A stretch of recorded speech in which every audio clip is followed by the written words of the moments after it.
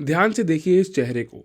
यही आदमी रिस्पॉन्सिबल है इंडिया के सबसे बड़े किडनी रैकेट के लिए।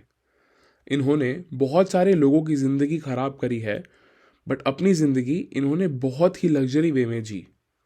ये कनाडा में रहते हैं अपने 5 करोड़ के घर में और 50 लाख की लग्जरी कार के साथ। इन्हें लोग अलग अलग नामों से जानते हैं, जैसे अमित रौत, अमित कुमार और संजय रौत। और अब लोग इन्हें डॉक्टर हॉरर के नाम से भी जानते हैं।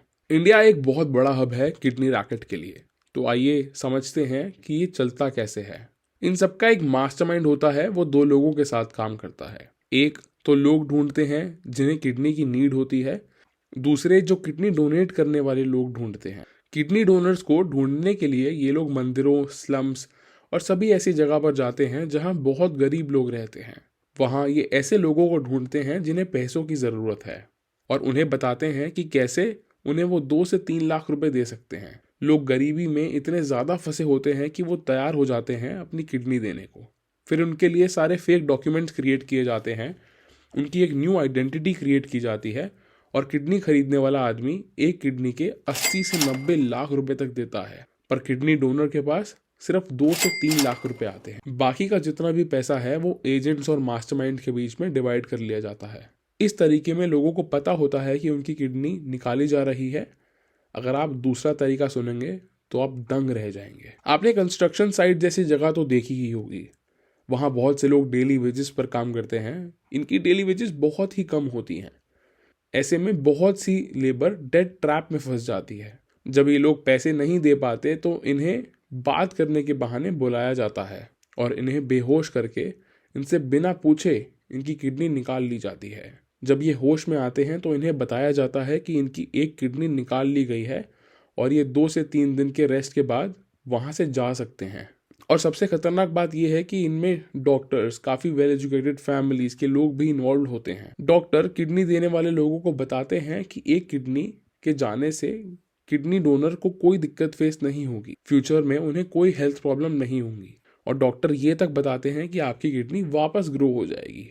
और कई बार ये किडनी निकालने वाले डॉक्टर्स भी नहीं होते। जैसे आप अमित कुमार को ही देख लीजिए। ये एक डॉक्टर नहीं है, पर इन्होंने 600 से ज़्यादा किडनी ट्रांसप्लांट किए हैं।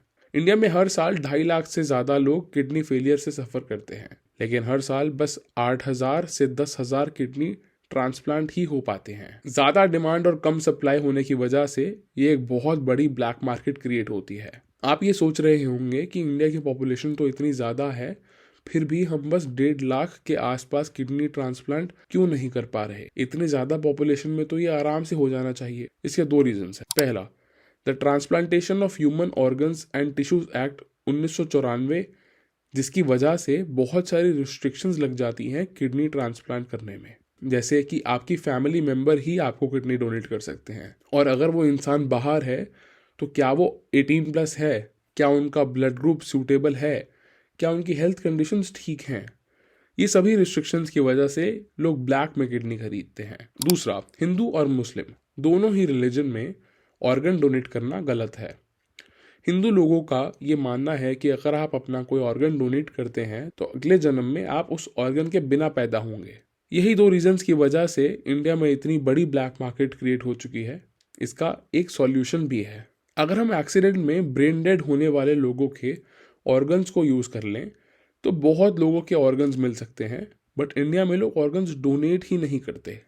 हम एक बहुत बड़ा इम्पैक्ट लेकर आ सकते हैं अगर हम सब स्मार्ट डिसीजंस लें। अगर इंडिया में रोड एक्सीडेंट में ब्रेन डेड होने वाले लोगों के ऑर्गन को यूज़ करना रूल बना दिया जाए तो हम बहुत से लोगों की जान बचा सकते हैं। कमेंट सेक्शन में बताइए कि आपको क्या लगता है इस रूल के बारे में।